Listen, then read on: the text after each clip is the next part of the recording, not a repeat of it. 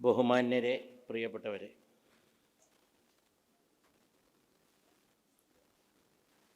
വളരെ പ്രബുദ്ധമായ ആശയങ്ങൾ വർഷം തോറും പ്രദാനം ചെയ്തുകൊണ്ട് നമ്മുടെ സമൂഹത്തെ നവീകരിക്കുന്നതിൽ സുപ്രധാനമായ പങ്ക് വഹിക്കുന്ന തലത്തിലേക്ക് ഉയർന്നിട്ടുള്ള CH മുഹമ്മദ് കോയ ദേശീയ സെമിനാറിൻ്റെ സമാപന സെഷനിൽ ആധ്യക്ഷ്യം വഹിച്ചുകൊണ്ടിരിക്കുന്ന general convener CK Zubair, our esteemed chief guest of the afternoon, who is here to enlighten us on a very important topic of high contemporary importance, that is auditing the human rights deficits of India. Shri Agar Patel ji, എൻ്റെ ഇവിടെ സംസാരിക്കാനിരിക്കുന്ന ബഹുമാന്യനായ സ്നേഹിതൻ പ്രിയപ്പെട്ട ശബരിനാഥ്, പ്രിയപ്പെട്ട മുസ്ലിം league ദേശീയ secretary പ്രിയപ്പെട്ട advocate Faisal Babu, Khader പാലാഴി, ബഷീർ സാഹിബ്, ഷാഫി സാഹിബ്,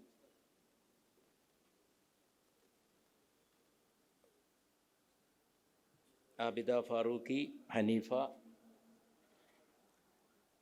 സദസ്സിലുള്ളവരും എല്ലാവരും വളരെ ബഹുമാന്യരാണ്. എല്ലാവർക്കും എൻ്റെ അഭിവാദനം. അസ്സലാമു അലൈക്കും, ഗുഡ് ആഫ്റ്റർനൂൺ, നമസ്കാരം. CH സെമിനാർ വളരെ ശ്രദ്ധേയമായ ഒരു ആശയ കൈമാറ്റ വേദിയായി പരിണമിച്ചു എന്ന് അഭിമാനത്തോടെ പറയാൻ കഴിയുന്ന ഒരു സന്ദർഭത്തിലാണ് നമ്മൾ എത്തി നിൽക്കുന്നത്. ഓരോ വർഷവും ഈ സെമിനാർ ആർജിക്കുന്ന പുരോഗതിയുടെ പടവുകളെക്കുറിച്ചാണ് ഞാൻ ആലോചിച്ചുകൊണ്ടിരുന്നത്. സെമിനാർ എന്ന് പറയുന്നത് തന്നെ ഒരു വലിയ ധൈഷണികമായ ഇടപെടലാണ്. എല്ലാ വലിയ കർമ്മങ്ങളും ആരംഭിക്കുന്നത് ചിന്താപരമായ പ്രക്രിയകളുടെ അകമ്പടിയോടെയും പിൻബലത്തോടെയുമാണ് എന്ന് നമുക്കറിയാം. ആ അർത്ഥത്തിൽ ഭാവിയിലെ സമൂഹത്തെ സ്വരൂപിക്കുന്നതിൽ, അതിനെ സക്രിയമാക്കുന്നതിൽ വളരെ പ്രധാനപ്പെട്ട പങ്കാണ് ഈ സെമിനാർ വഹിച്ചു വരുന്നത്. വളരെ മികവുറ്റ സംഘാടനത്തിലൂടെ ഈ സെമിനാറിനെ അർത്ഥവത്താക്കുന്ന, സാർത്ഥകമാക്കുന്ന, അതിനെ കൂടുതൽ അഗാധമാക്കുന്ന, അതിൻ്റെ പിറകിൽ പ്രവർത്തിക്കുന്ന എൻ്റെ സുഹൃത്തുക്കളെ, സഹപ്രവർത്തകരെ അഭിനന്ദിക്കേണ്ടതുണ്ട് എന്ന് ഞാൻ തീർച്ചയായും മനസ്സിലാക്കുകയാണ്. പ്രിയപ്പെട്ട സുബൈർ കൺവീനറായിട്ടുള്ള ടീമിനെ പ്രത്യേകം CH Muhammad Koya chair for studies on development societies ആണിത് സംഘടിപ്പിക്കുന്നത്. അതുപോലെ പ്രിയപ്പെട്ട മുനീർ സാഹിബാണ് അതിൻ്റെ ചെയർമാൻ. ആരോഗ്യപരമായി കുറച്ച് ബുദ്ധിമുട്ടുള്ളതിനാൽ അദ്ദേഹം ഇവിടെ എത്തിയിട്ടില്ലെങ്കിലും ഇതിൻ്റെ എല്ലാ പ്രവർത്തനങ്ങളും മുനീർ സാഹിബ് പലപ്പോഴും ഞങ്ങളിതിനെക്കുറിച്ച് സംസാരിക്കാറുണ്ട്. വ്യക്തിപരമായി തന്നെ പലപ്പോഴും സംസാരിച്ചിട്ടുണ്ട്, വളരെ താല്പര്യത്തോടെ. അതുപോലെ ഖാദർ പാലാഴി ഇതിൻ്റെ ഡയറക്ടറാണ്. ഞാൻ എൻ്റെ സുഹൃത്തുക്കളെ ഒരിക്കൽ കൂടി അഭിനന്ദിക്കുന്നു. മഹാനായ CHനെ കുറിച്ച് 2 ദിവസം CHൻ്റെ ചിന്തകളിൽ നിന്ന് പുതിയ ചിന്തകളിലേക്ക് നാം പ്രയാണം ചെയ്യുകയാണ് ഈ സെമിനാറിലൂടെ. കാലഘട്ടം ആവശ്യപ്പെടുന്ന ചിന്താപരമായ നവീകരണം നടന്നുകൊണ്ടേയിരിക്കണം. അതോരോ ഘട്ടത്തിലും അതിൻ്റേതായ അർത്ഥത്തിൽ നടന്നുകൊണ്ടേയിരിക്കണം. ബഹുമാനപ്പെട്ട ഉദ്ഘാടകൻ അഭിവന്ദനായ മുസ്ലിം ലീഗ് ദേശീയ ജനറൽ സെക്രട്ടറി പ്രിയപ്പെട്ട കുഞ്ഞാലിക്കുട്ടി സാഹിബ് ഇവിടെ പറഞ്ഞു എങ്ങനെയാണ് സി എച്ചിൻ്റെ പ്രവർത്തന ശൈലി, സി എച്ചിൻ്റെ പ്രവർത്തനത്തിൻ്റെ രീതിശാസ്ത്രം പിൽക്കാലത്ത് മുസ്ലിം ലീഗിന്, നമ്മുടെ രാഷ്ട്രീയ പ്രവർത്തനത്തിന് എങ്ങനെ പ്രേരകമായി, എങ്ങനെ പ്രചോദനമായി എന്നാണ് പറഞ്ഞത്. ഞാൻ സി എച്ചിൻ്റെ മറ്റു വിഷയങ്ങളിലേക്കൊന്നും കടക്കുന്നില്ല, ധാരാളം നമ്മൾ പറയാറുള്ളതാണ്. കഴിഞ്ഞ വർഷം ഈ സെമിനാറിൽ ഇവിടെ ഞാൻ മുഴുവൻ സമയവും സംസാരിച്ചത് സി എച്ചിനെ കുറിച്ച് മാത്രമാണ്. ഞാൻ ഇത്തവണ സി എച്ചിലേക്ക് ബന്ധപ്പെടുത്തിയ 1-2 കാര്യങ്ങൾ പറയാനാണ്, ദീർഘമായിട്ട് സംസാരിക്കുന്നില്ല. പ്രത്യേകിച്ചും ശ്രീ ആകാർ പട്ടേലിൻ്റെ പ്രഭാഷണം അടക്കമുള്ള വിലപ്പെട്ട സംസാരങ്ങൾക്ക് വേണ്ടി നാം കാത്തിരിക്കുകയാണ്. നമ്മുടെ സമൂഹം എങ്ങനെ മാറിക്കൊണ്ടിരിക്കുന്നുവെന്ന് ആലോചിക്കാൻ ഇത്തരം സന്ദർഭങ്ങളിൽ നമുക്ക് സാധിക്കണം. So I always feel that we are in a transformation period. Context. The enlightenment lies in understanding the real relevance of the context. സന്ദർഭത്തെ പഠിച്ച് മനസ്സിലാക്കാൻ കഴിയാതെ ഒരു സാമൂഹികമായ ഇടപെടലിനും അർത്ഥവത്താകാൻ കഴിയില്ല എന്നുള്ളതാണ് പ്രാഥമികമായൊരു സത്യം. So we are in living the context in which we live. More than the text, we have to go to the context.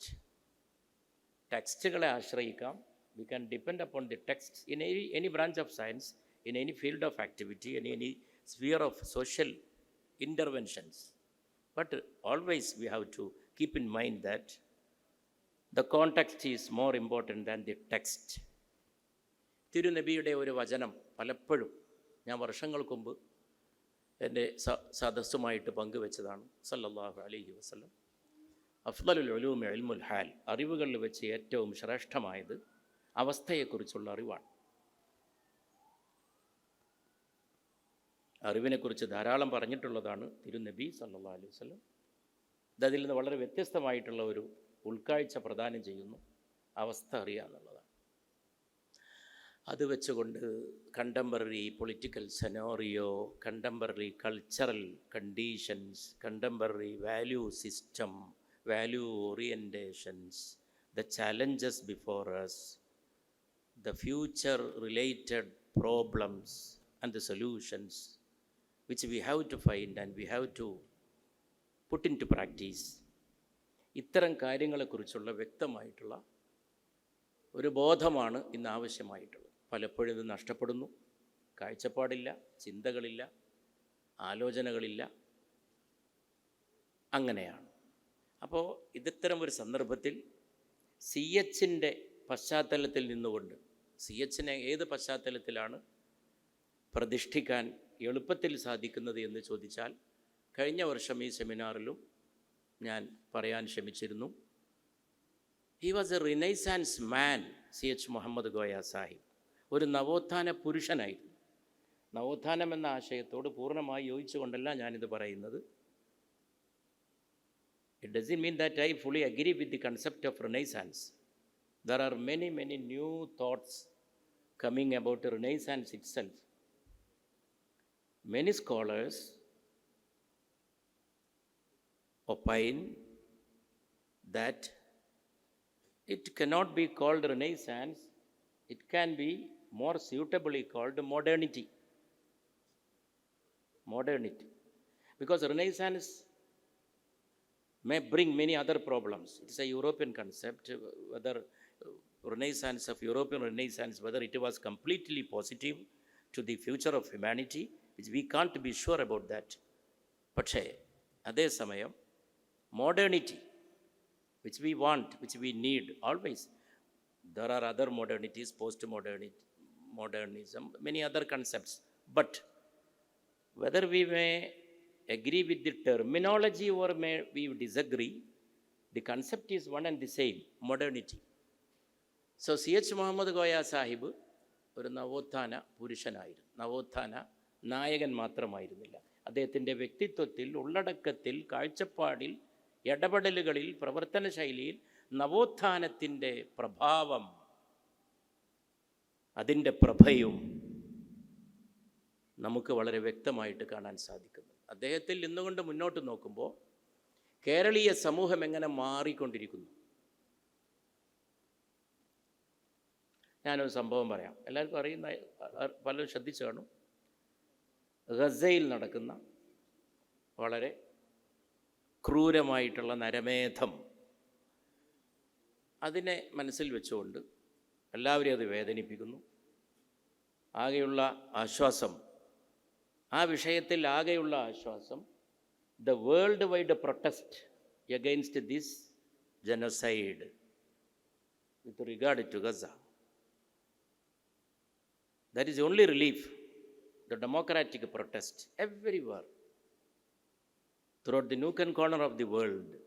Even the UN the other day, it witnessed a very strong protest against that ruler himself, in front of him. ആ പ്രതിഷേധങ്ങളാണ് നമ്മുടെ മുമ്പിലുള്ള ഏക ആശ്വാസമെങ്കിൽ, ഞാൻ ഈ കേരളത്തിൻ്റെ ഒരു ചിത്രം പറയാം. കേരളത്തിലെ വലിയൊരു സാഹിത്യകാരി അവരുടെ 98-ാം ജന്മദിനത്തിൽ അവരെ കാണാൻ ചെന്ന ഒരു സുഹൃത്തിനോട് ചോദിച്ചു, പാത്രത്തിന് വേണ്ടി, ഭക്ഷണത്തിന് വേണ്ടി കുട്ടികൾ പാത്രവുമായിട്ട് നിൽക്കുന്ന ഒരു കാഴ്ച കാണുമ്പോൾ എനിക്കെൻ്റെ തൊണ്ടയിലൂടെ ചോറ് ഇറങ്ങുന്നില്ല എന്നവർ പറഞ്ഞു. To the information of mister Agar Patel ji, I may say something about it in English. A great literary figure of our Malayalam, very eminent personality, who is a woman. Her contribution to Malayalam literature is very high, very deep. She has written very valuable books on even Puranic stories, epics. Actually, she belongs to those arena of great literary personalities who literally explained the epics and Puranas of India.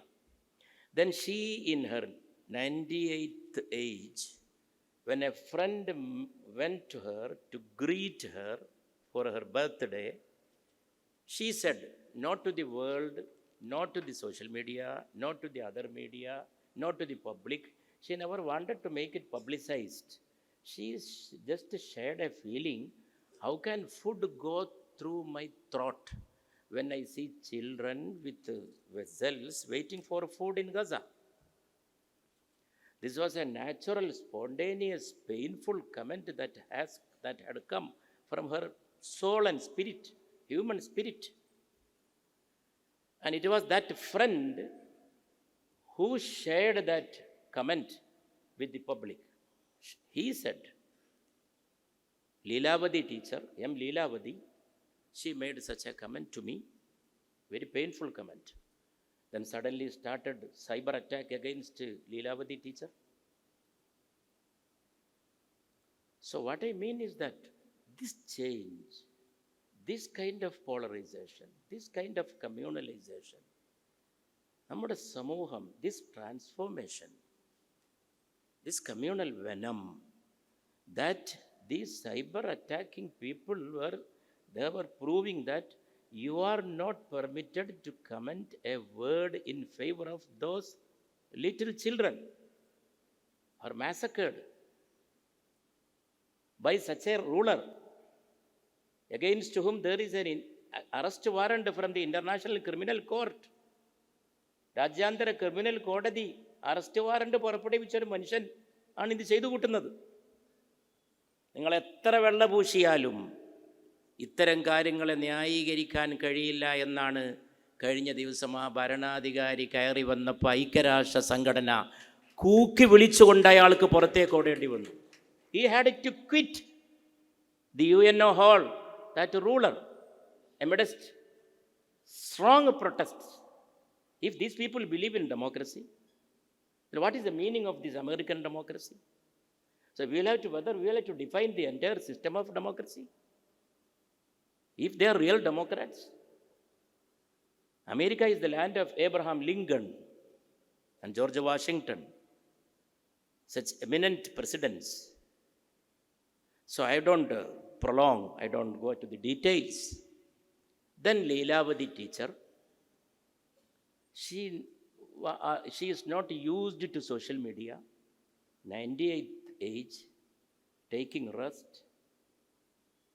She, after a few days, she again responded to this incident. She very calmly, quietly, humanly, she made a statement. Again told the press people when somebody met her to know about her response about the cyber attack. She said, I don't care, I have not seen those cyber comments, but I know the politics. I know the politics behind these comments. ഈ പ്രതികരണങ്ങൾക്ക് പിന്നിലുള്ള രാഷ്ട്രീയം എനിക്കറിയാത്തതല്ല. ലീലാവതി ടീച്ചറുടെ വാക്കുകളാണ്. I only responded as a mother because I commented on those children and I can see them only through the eyes of a mother. ഒരമ്മയുടെ കണ്ണിലൂടെ മാത്രമേ എനിക്ക് അവരെ കാണാൻ കഴിയൂ. അവർ കുട്ടികളാണ്. I did not see the politics behind it. I did not think of religion or caste, anything I did not think. But I know the politics behind all this kind of negative responses.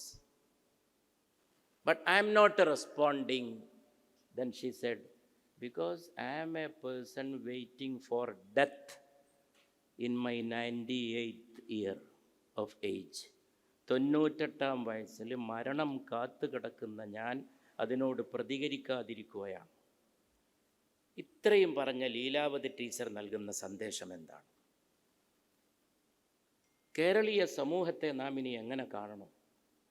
കേരളീയ സമൂഹത്തിൻ്റെ അന്തർധാരകളെ നമ്മളെങ്ങനെ വിലയിരുത്തണം? So starting or viewing through CH, observing through the angles of A CH, A renaissance man, as I said earlier, ഒരു നവോത്ഥാന പുരുഷൻ, our Renaissance. So I think in certain aspects of life, we have to go back to the tradition, to the values, to the value orientation. ചില കാര്യങ്ങൾ നമ്മൾ we have to go back to Gandhi. Go back to Gandhi. Have you heard, have you ever thought, we know many things about Mahatma Gandhi's response to Palestine issue. Gandhi said so many things, very boldly. A serious effort was made by those Zionists at that time, at that juncture of history, to convert Gandhi to a pro-Israeli standpoint.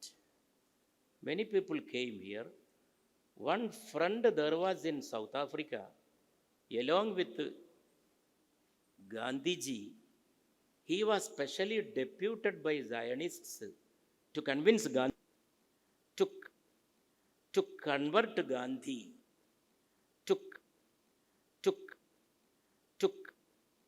to convert Gandhi to a pro-Israeli standpoint. Many people came here. One friend there was in South Africa, along with Gandhiji.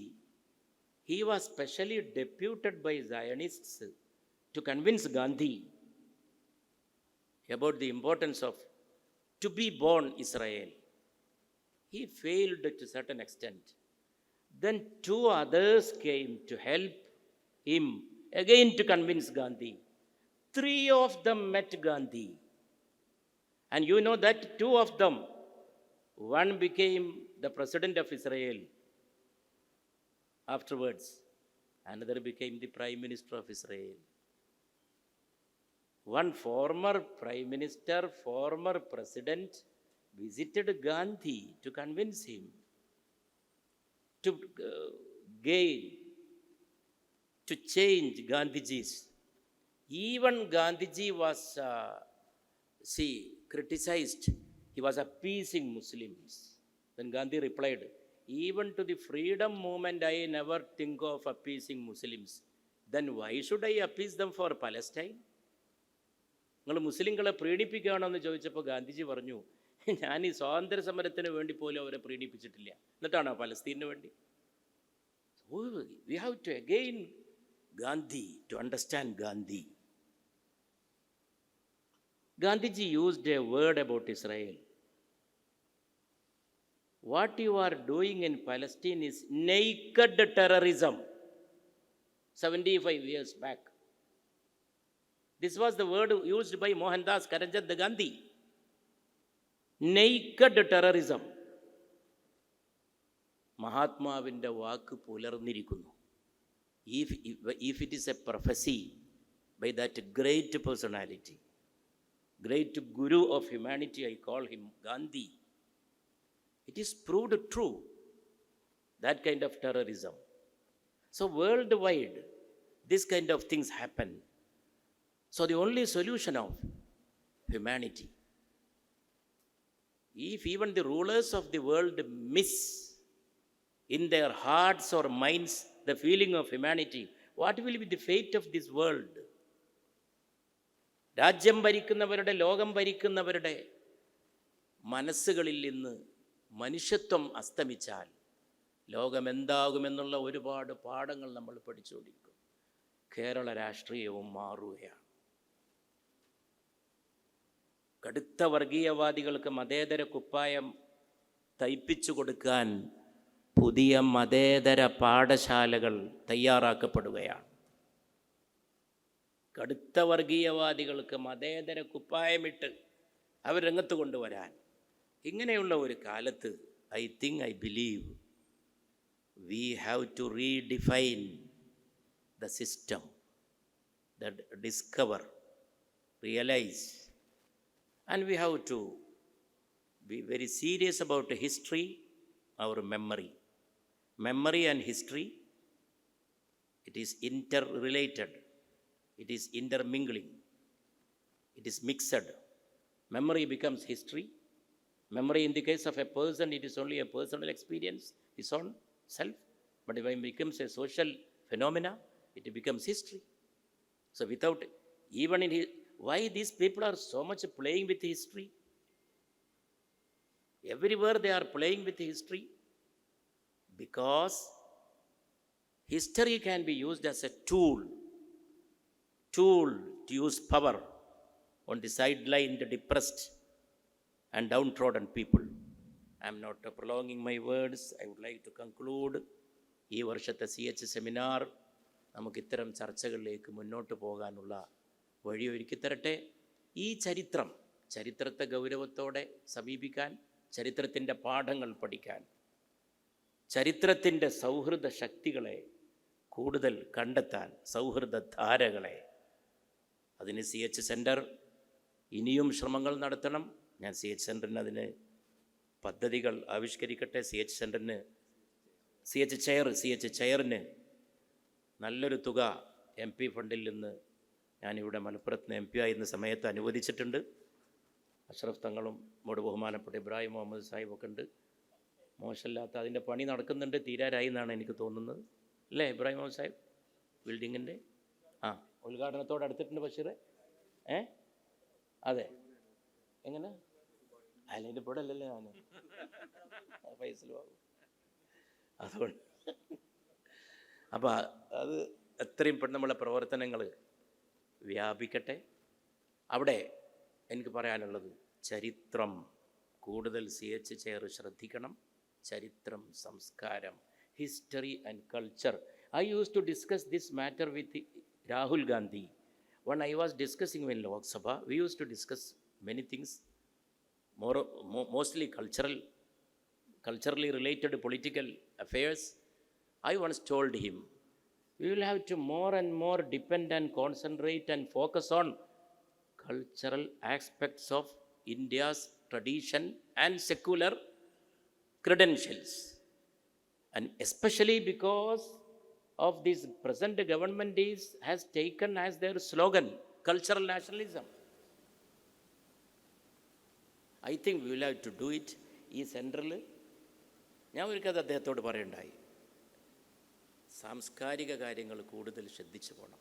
ഞാൻ ഒറ്റ സംഭവം പറഞ്ഞുകൊണ്ട് എൻ്റെ വാക്ക് അവസാനിപ്പിക്കുകയാണ്. CH ഒരു ദിവസം തിരുവനന്തപുരത്ത് വളരെ പ്രധാനപ്പെട്ട, പിൽക്കാലത്ത് ഒരുപാട് ചർച്ച ചെയ്യപ്പെട്ട, ഇവിടെ ഖാലിദ് ഉണ്ട്, ഇവിടെ TA ഖാലിദ്, അന്നത്തൊക്കെ എൻ്റെ പ്രിയപ്പെട്ട സുഹൃത്ത്, MSFലെ എൻ്റെ പ്രിയപ്പെട്ട സ്നേഹിതൻ, ഹബീബ് റഹ്മാൻ്റെ കാലത്ത് ഈ വളരെ പിൽക്കാലത്ത് വിവാദമായി മാറിയ സോളിഡാരിറ്റി ഡേ, ആ CH ആ പ്രസംഗം ചെയ്ത വേദിയിൽ ഞാൻ ആ വേദിയിൽ ഉണ്ടായിരുന്ന ഒരാളാണ്.